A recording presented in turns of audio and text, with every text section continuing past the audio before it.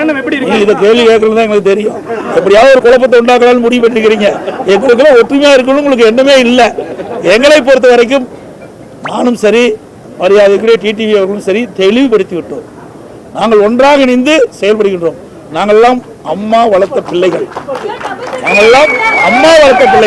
என்னையும் சரி அவரையும் சரி.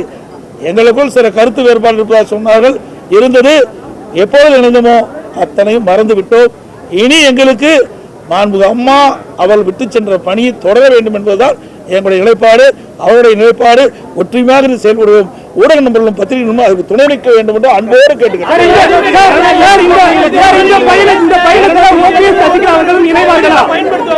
தேவையில்லா குழப்பத்தை வேண்டாங்க. நல்ல கேள்வி கேளுங்க. ஏதாவது ஒரு குழப்பத்தை பார்க்கலாம். ஒரு நல்ல கேள்வி கேளுங்க. பிரதமர் வந்திருக்காரு. இப்படி எங்களுடைய கூட்டணி வெற்றி பெற்று ஆட்சி அமைக்கின்ற பொழுது மத்தியில் நிறைய திட்டங்களை கொண்டாடணும்னு கேளுங்க. அருமையா இருக்கும். அதோட இன்னைக்கு ஊழல் நிறைந்த ஆட்சி அகற்றப்பட வேண்டும் என்பதுதான் எங்களுடைய நோக்கம். இன்னைக்கு தமிழகத்தில் பார்த்தீங்கன்னா குடும்ப ஆட்சிக்கு முடிவு கட்ட வேணும், வாரிசு அளவுக்கு முடிவு கட்ட வேணும்.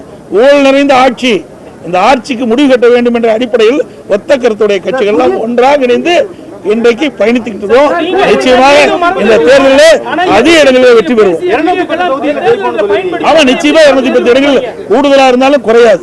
ஏன்னா இன்னைக்கு மக்கள் இந்த ஆட்சி வெறுத்துட்டாங்க. மக்கள் ஆட்சி நடைபெற்றுக் கொண்டிருக்கிறது. தினந்தோறும் போராட்டம் நடக்காத நாளே இல்லை. எல்லா தொலைக்காட்சியில் நீங்க தானே காட்டிட்டு இருக்கிறீங்க.